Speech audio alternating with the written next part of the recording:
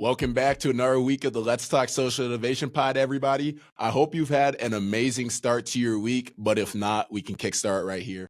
I'm your host, Ian Gahende, and this week, y'all, this one's been many months in the making, in the planning.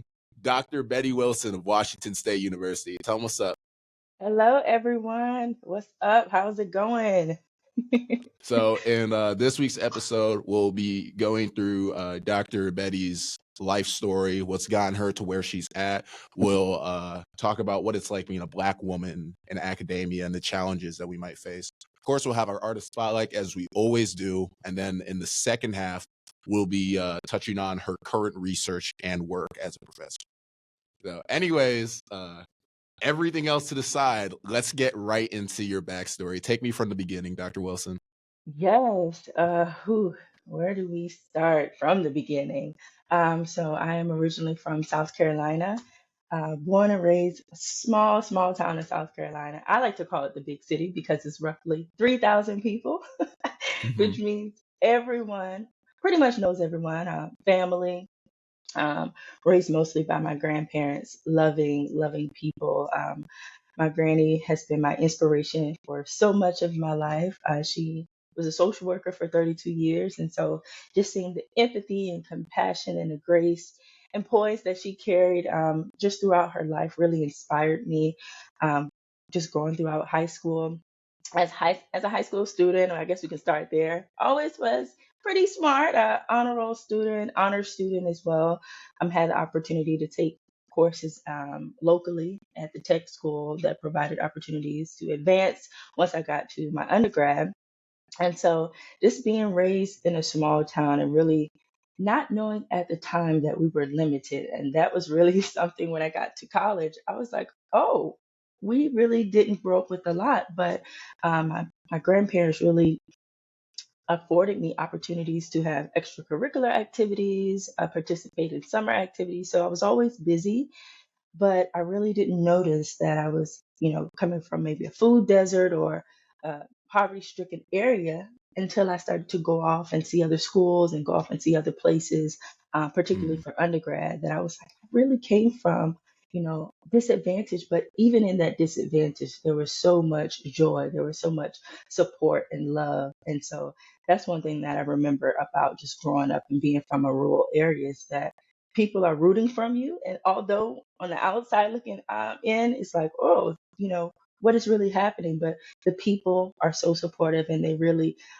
till this day, I have family and friends back home. They're like, keep going, keep going. When I post on social media, it's really like a wave of everyone just sharing it. And that just lets me know, even if you come from a small town, um, that there's still hope, there's still beauty, even in the struggle. You love to see it. Yeah, Now, Dr. absolutely. Wilson, I do have a question for you. Mhm. So, when you were able to see other schools and how other people live, did that culture shock have an impact on you? Absolutely. I remember coming back and feeling like, okay, some of the books that we have, they don't even have the full pages. Some pages are missing, or just the structure of the book itself was not in the best condition. And I even remember writing a paper just about the quality of the education. Again, not knowing we had great teachers. We had people who really poured into us, coming from an area in South Carolina, which many folks would think, oh, you able to progress and go through a higher education with given the resources that you did. But when I came back, I was like, we really don't have a lot. But that also made me think about just the resilience that we demonstrated as students.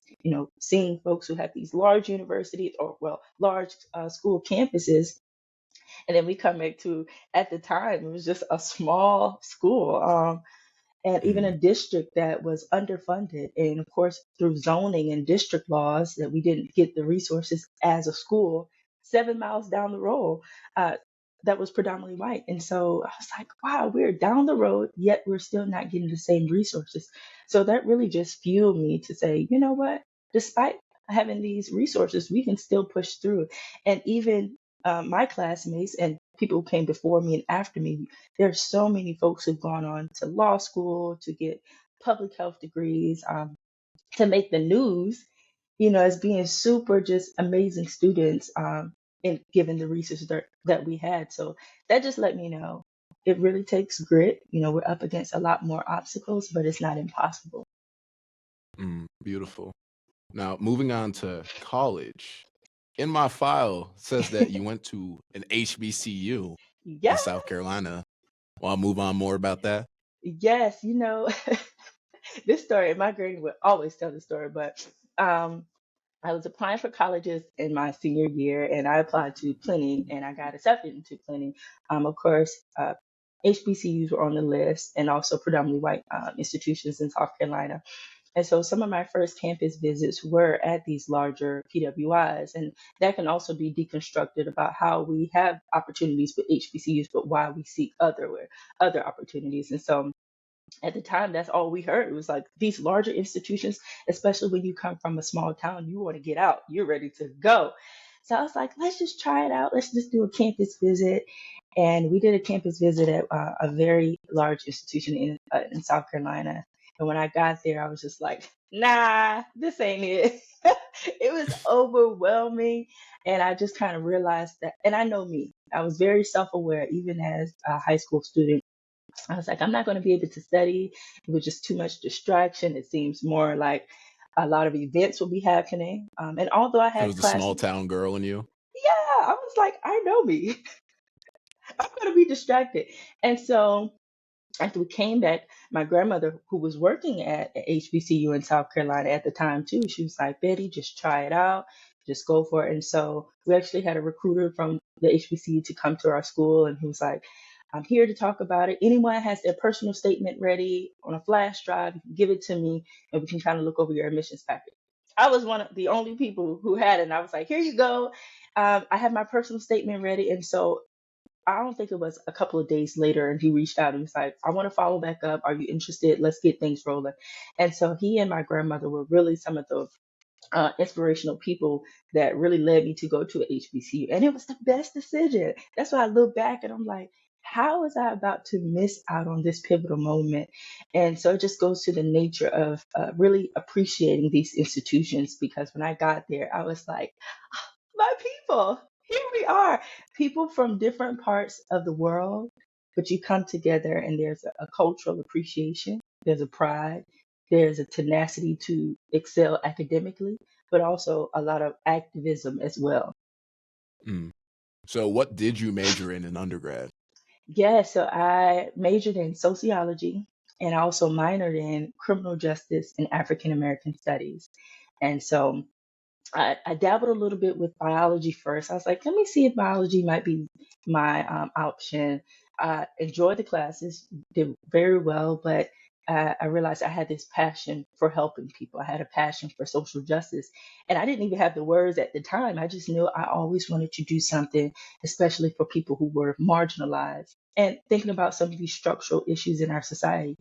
And so at the time, this university didn't have a social work major or psychology. It was more so sociology as we think about the social sciences.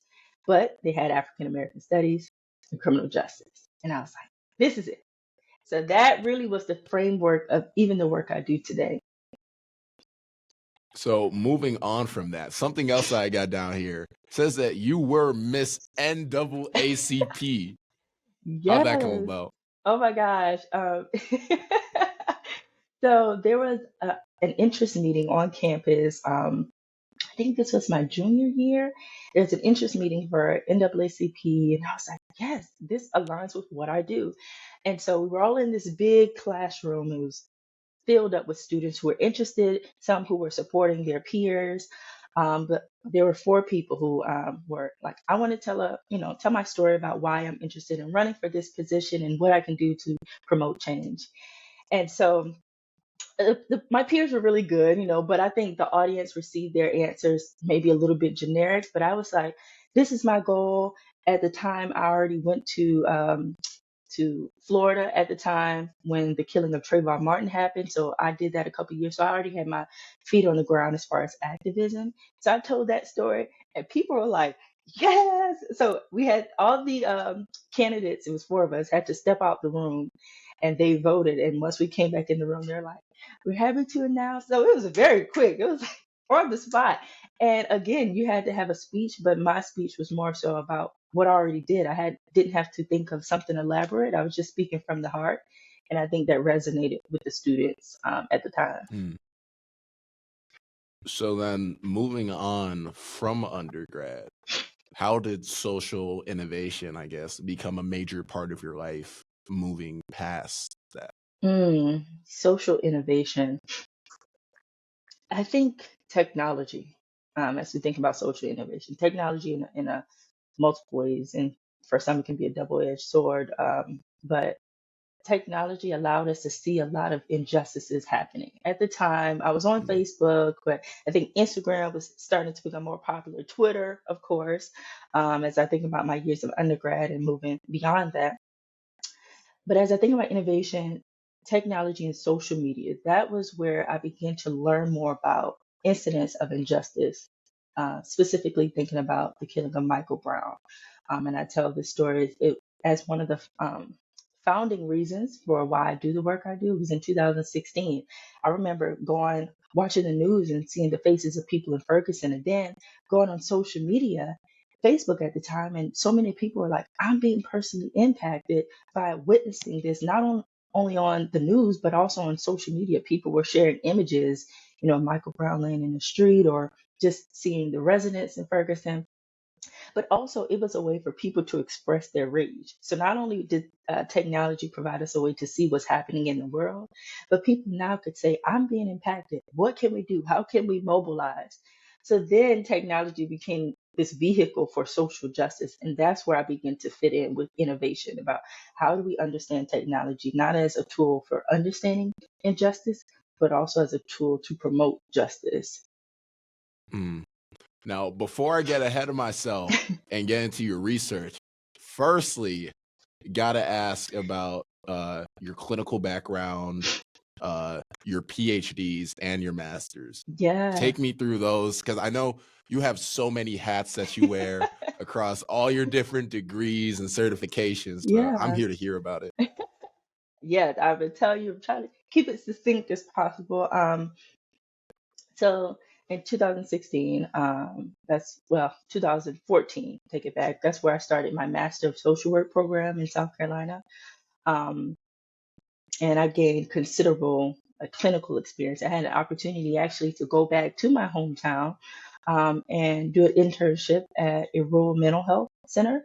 And that's where I really began to see the mental health disparities impacting rural communities, but also that gap with Black people seeking services, whether it be the lack of equitable services, the financial piece, maybe the historic distrust in medical institutions. So all of that played a role in how I began to understand mental health and how people seek services. But also, as a master's student, I gained a lot of community experience. So, really, my specialization at the time in my master's program, because you had different tracks. You can choose mental health, you can choose community, you can choose families and children, or you can choose military at the time. And at the time, I chose community. I felt like community is encompassing of all of those factors. So I was like, I'm going to do community because I'm interested in really all of those sectors, but more specifically, historically marginalized communities, Black people and communities. And so Mm. after I finished my clinical internship my first year, I then did my community experience, which was then I was like, this is where I fit in. So it was with a professor at the time, and she started this local a nonprofit organization in the community, really bridging people with different resources. But we had an opportunity to kind of spearhead our own events. So I led um, a community health fair that was free for residents in the community. Again, connecting people not only to mental health, but also physical health, anything that could be related to health disparities. I wanted to fill those gaps. Then I also worked with older adults in the community, connecting them with healthy cooking classes through DHEC, Department of Health and Environmental Control. And so human and environmental control. And so that was super important. And so I was able to get both clinical and community, but where I felt like I fit most was community, although I needed that clinical because that was going to inform me of how I interact with people. You may be interacting Hmm. with people who would experience all kinds of issues, including mental health. And so I needed both. I didn't want to separate the two. In my mind, I was like, I need both. And so after finishing my MSW degree, I went and received my licensure. So I had to sit for it and test for it and receive that. And I was like, although I do community work and I'm more community engaged, again, I needed this licensure because it informed me about some of the issues that are impacting people in communities. So moving from an HBCU in undergrad to being a Black woman in academia Yeah. at a PWI, what was your experience like? Some pros and some cons, please. Yeah. Pros and cons.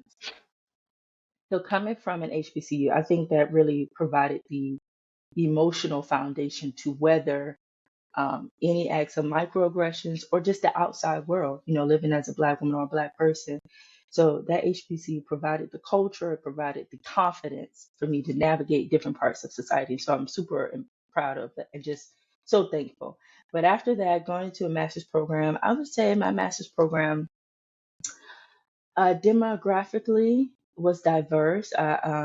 Maybe I wouldn't say 50-50 Black and white because we had other students from other backgrounds, but I definitely think there was a significant population of Black students who identified as Black, maybe about 40%, maybe 50%. So I was like, oh, it's not too much of a shock because we still have some variation. But it was also interesting to see people who came from these larger PWIs like Virginia Tech. You had students from Chapel Hill, and I was like, oh, I came from a small HBCU. And so I did have those questions of, am I ready? Am I prepared?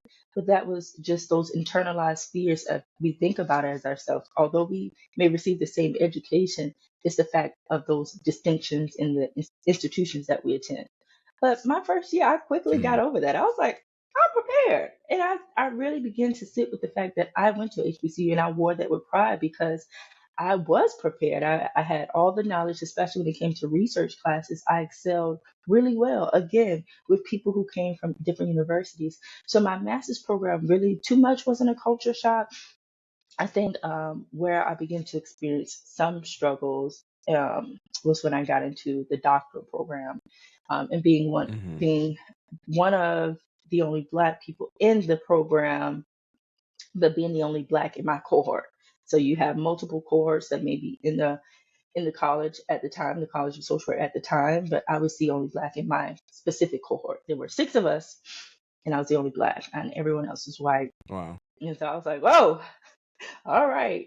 And so I found myself kind of retreating and insulating, just in this little bubble. I was like, I really need to figure out what's happening because I was not as comfortable, although I was interacting and doing the work, and I felt like I was not as social.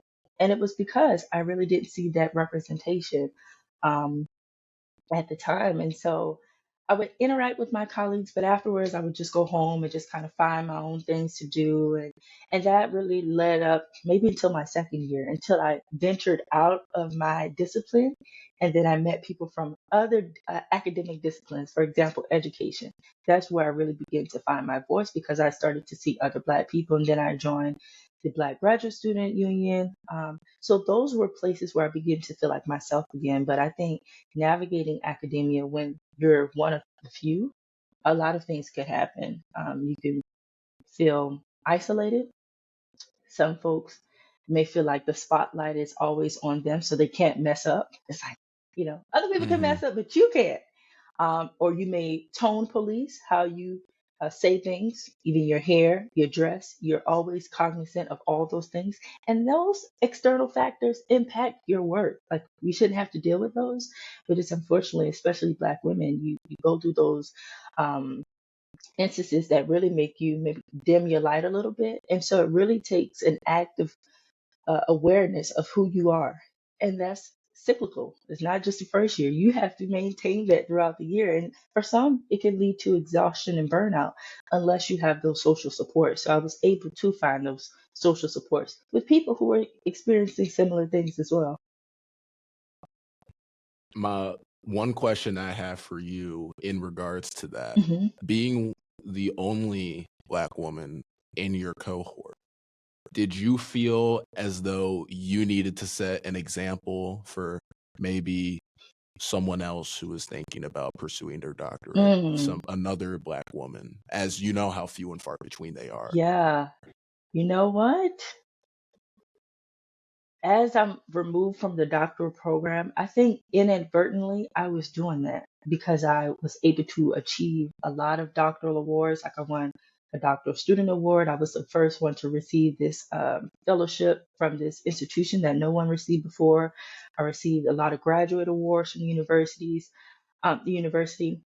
And so I was excelling, but at the time, I just wanted to get through. I think I was just saying, I want to carve out this path to show people that I do belong. So I was still focusing on proving. And then now that I'm removed, I realized that, yeah, I was laying the foundation because literally after my cohort, there was like so many Black women who were being accepted into the program. And then I implicitly and sometimes formally became their mentor. And so there were literally 5 Black women that I've worked with. We collaborated on, we published together, shared opportunities. It's like a sister network. I really think my experiences laid the foundation for me to be empathetic, compassionate, and to be like, we're in this. I've always said, if I meet anyone, I'm like, we're going to get you through the program. The goal is for you to finish. Mm, And so I have one doc student now that I'm still working with, and she's amazing. And I can't even, I was thinking about it the other day. How do we connect? But I mean, before she got in the program, and now she's in her 3rd year and doing amazing. I've just kind of been checking in and just seeing how things go. So I think just by the nature of academia and those white spaces, you want to feel like you're at least laying a foundation for someone else to come behind you. But at the time, I just had no, I just wasn't thinking about it so critically. But now as a professor, I'm like, yeah, that's what really happened. And I'm really I did that. honored to do that. So, did you ever feel too much pressure from being that cornerstone of your community? Oh,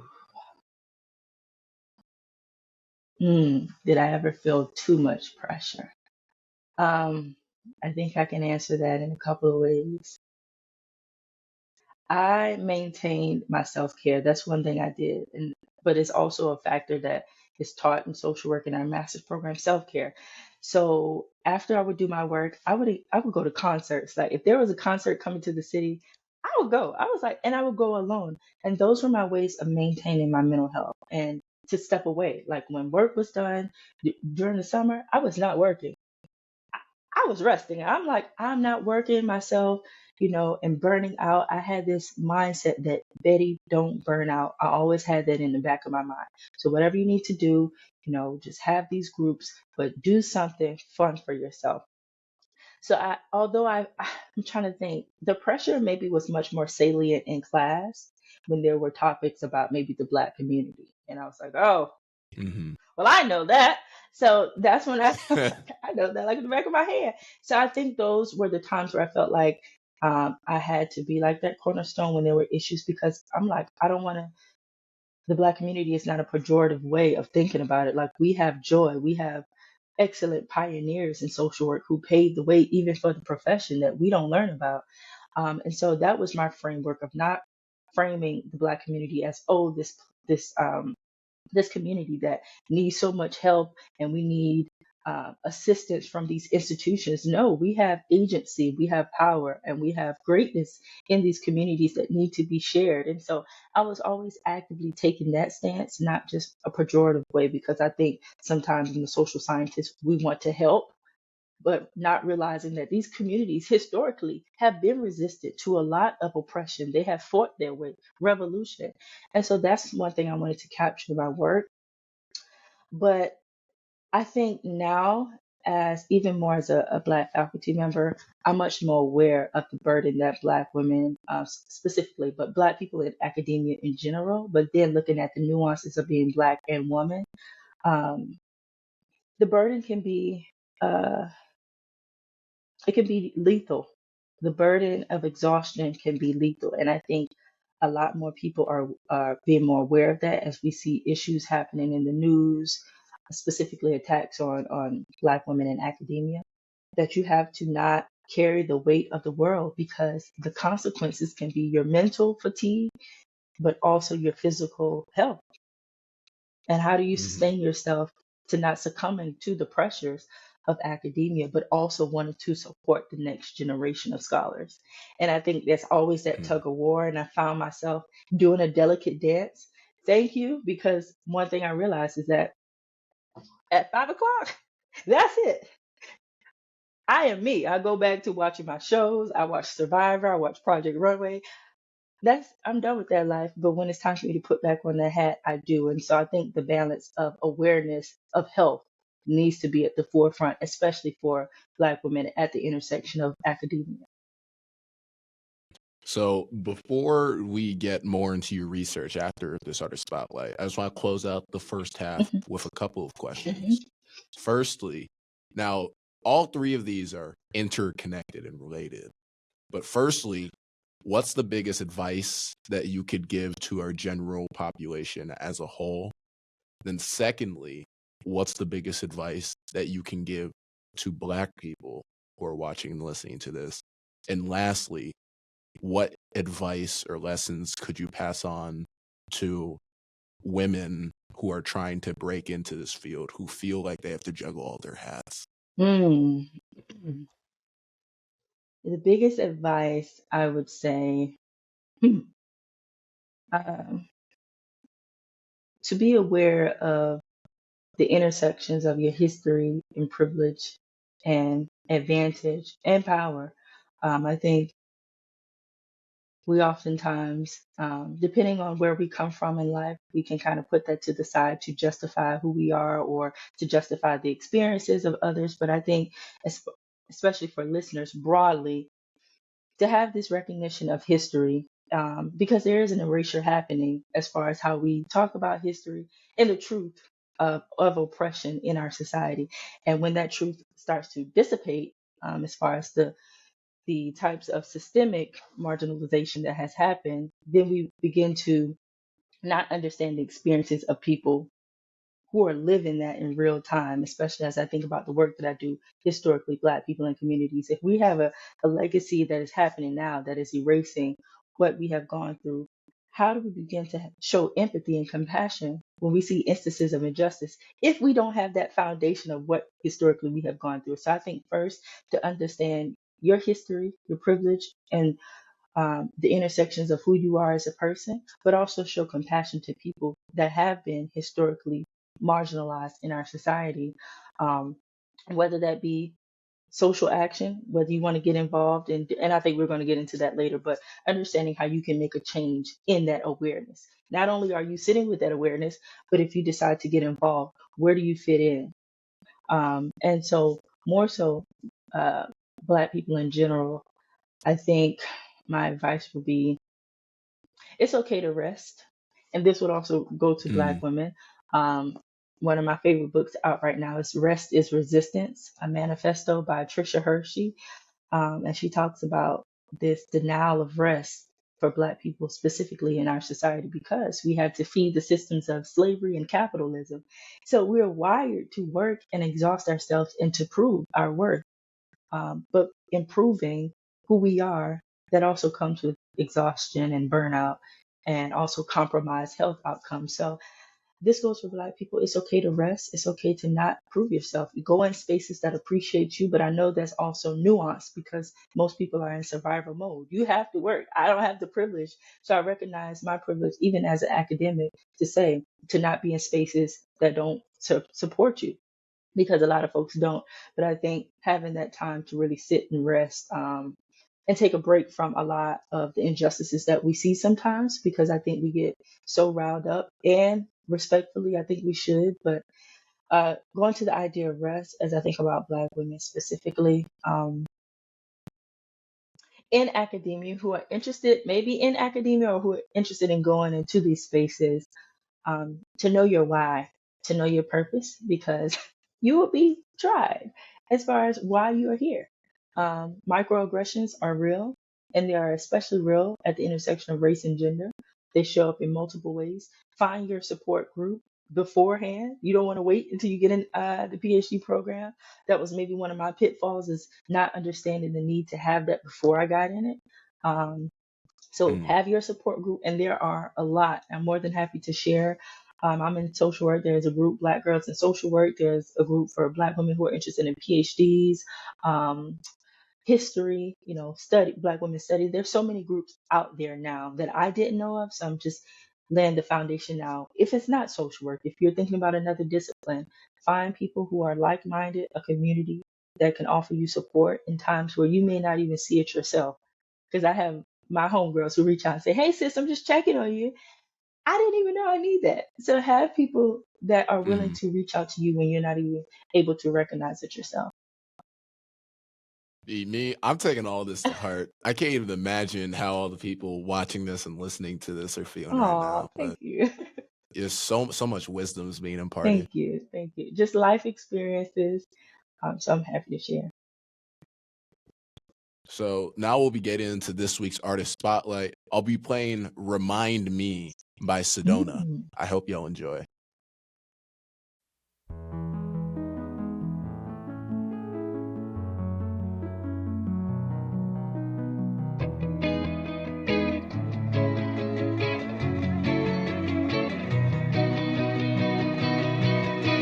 Kindly remind me just where you wanna start.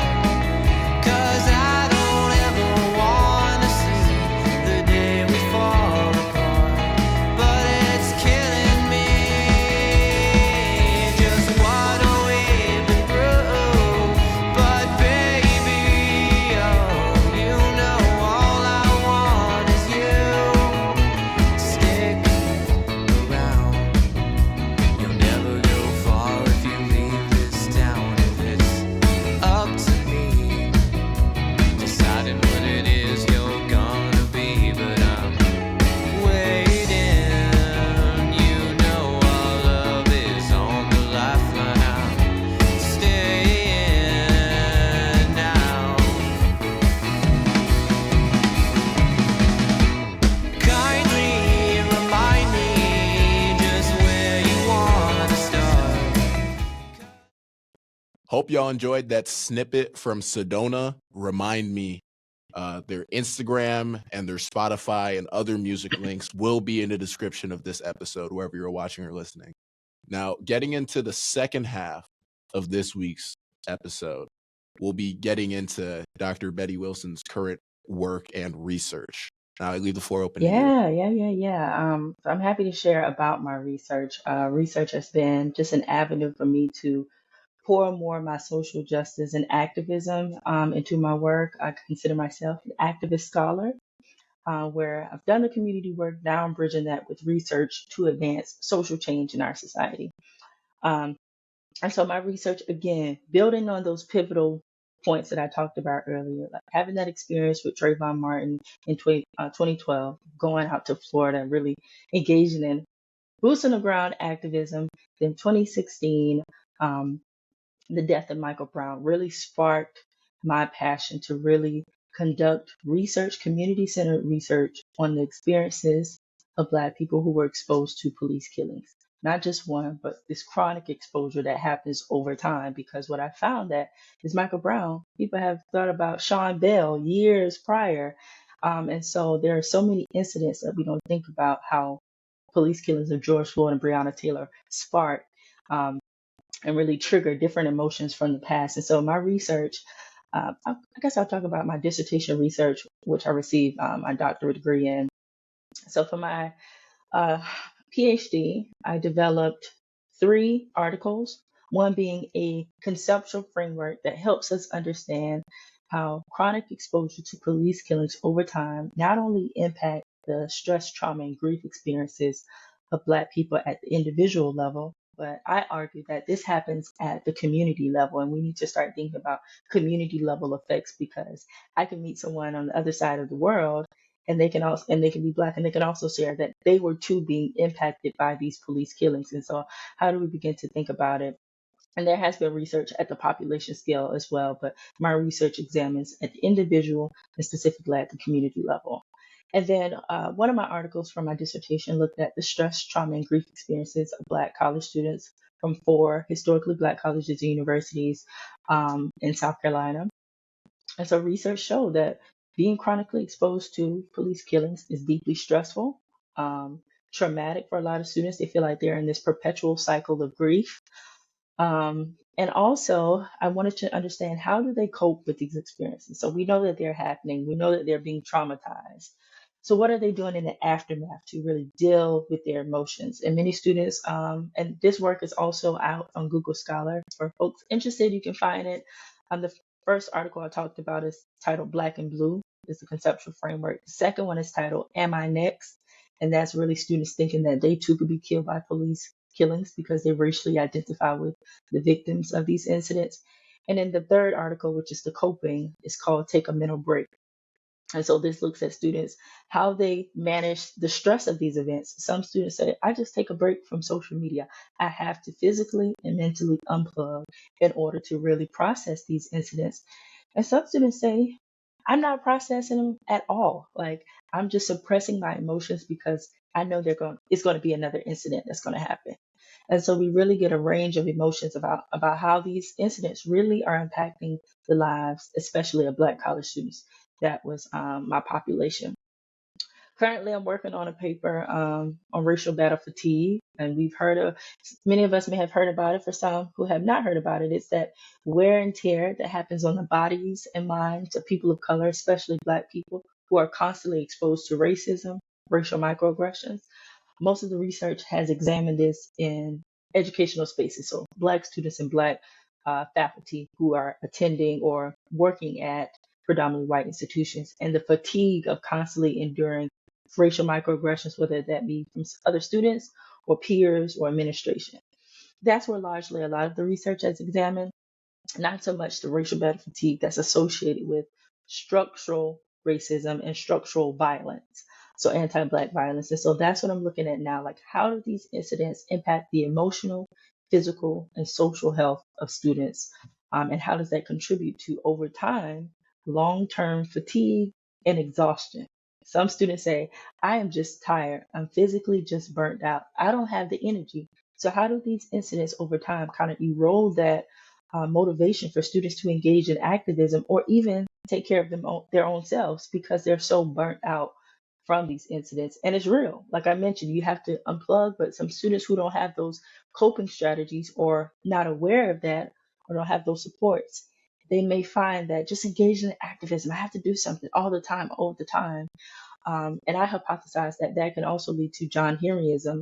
And James Sherman was one of the first people to really conceptualize John Henryism. Comes from a folklore about this Black industrial laborer who was working on a railroad but collapsed from showing just extraordinary strength.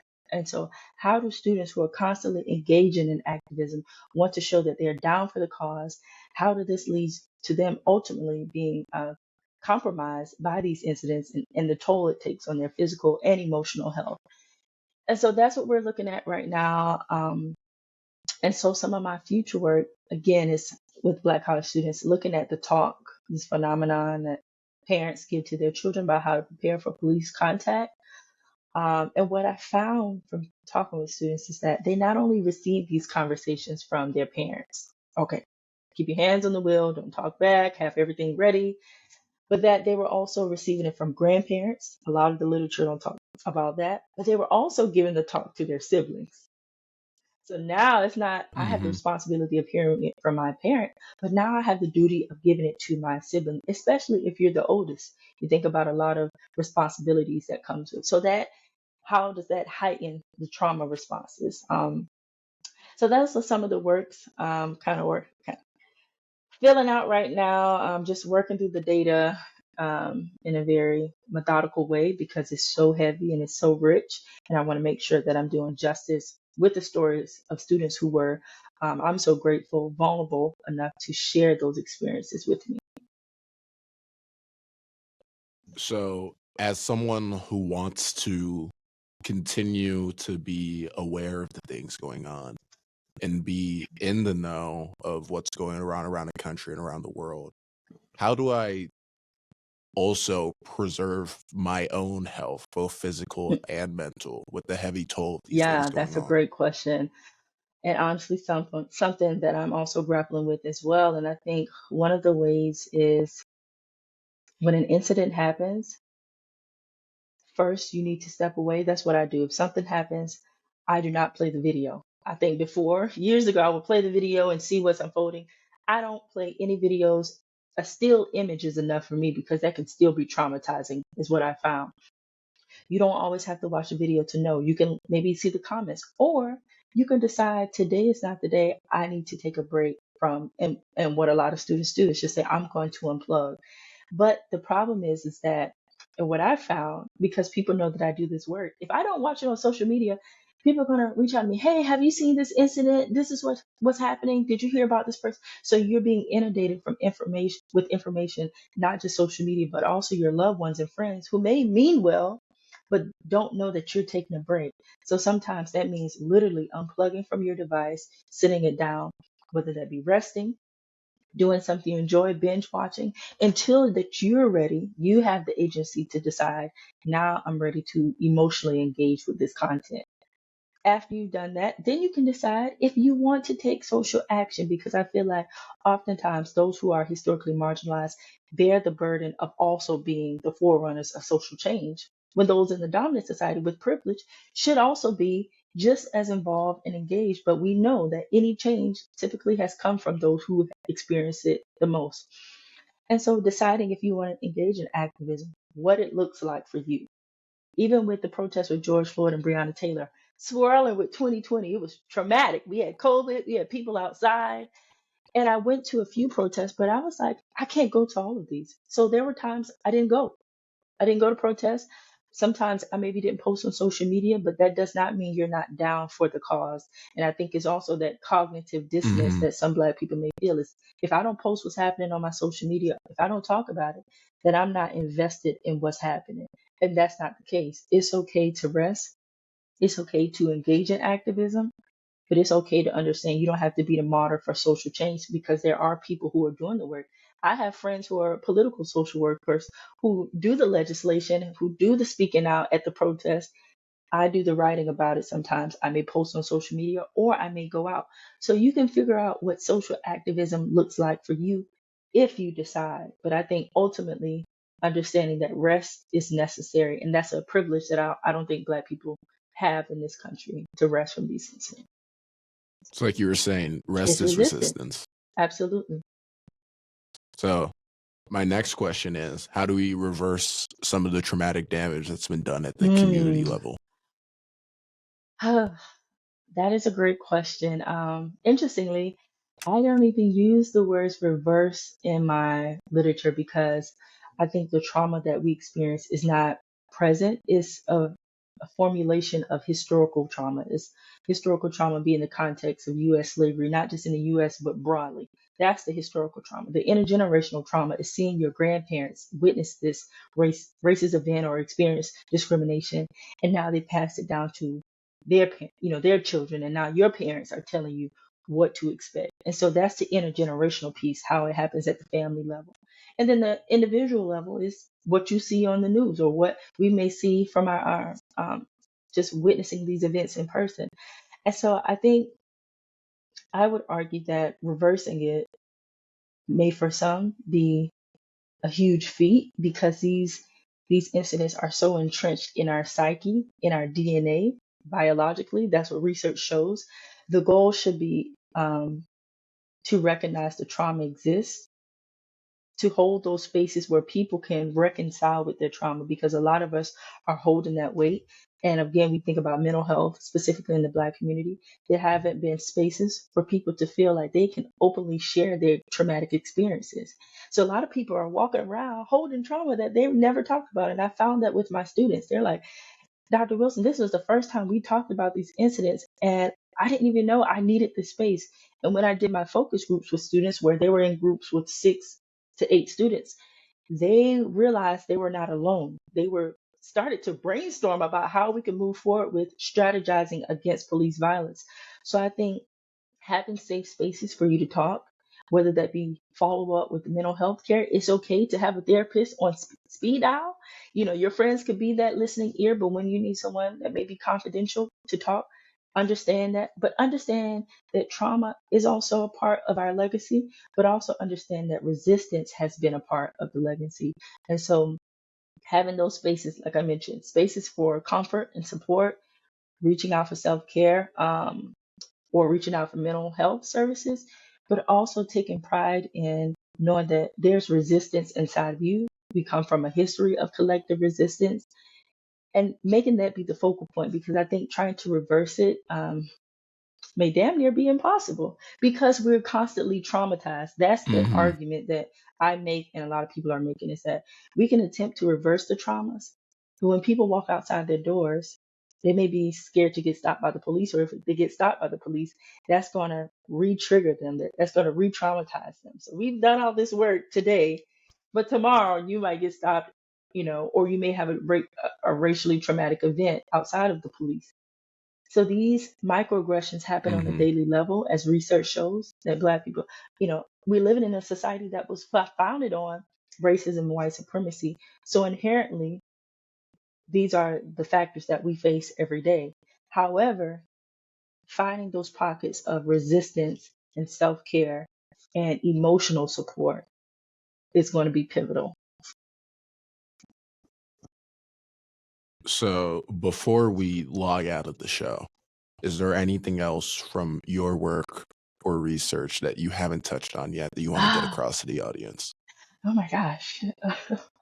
um, I think with my work, well, I haven't shared that my future work. So I talked about future, but this is the future.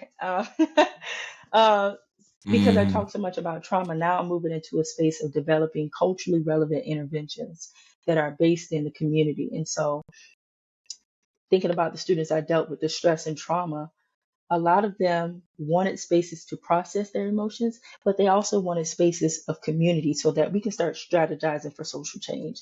And so those are some of the next steps that you may see on the lookout for me in the future, about different interventions that support the needs of people right now. Remember the name, y'all, Yes, Dr. Betty yes. Wilson. Now, all of your current work will be linked in the description for everybody to be able Nice. to read. Now, is there anything else that you want to get across before we No, log thank off for you. today? I really appreciate the platform, being able to talk and share my work. And I think you're doing amazing work, just highlighting scholars, even musicians in the community. So kudos to you as well. I appreciate that. Uh, Anyways, I guess this is it, wrapping up this week's episode of Let's Talk Social Innovation. I'm your host, Ian Kahinde, Signing and we're off. Take signing care, off. Peace everyone. out, everybody.